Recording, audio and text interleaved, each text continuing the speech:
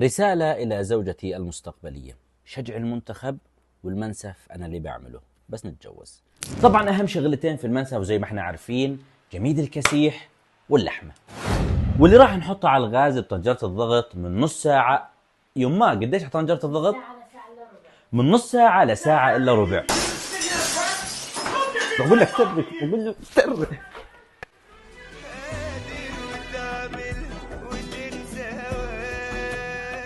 أتوقع جلست اللحمة. تعالوا خلينا نحط الجميد. تعالوا جميد الكسيح. على فكرة سر زكاوة المنسف هو جميد الكسيح، بنحطه مع مية اللحمة ونستناه ما بين ما يغلي. وهسه دور اللمسة السحرية السمن البلدي.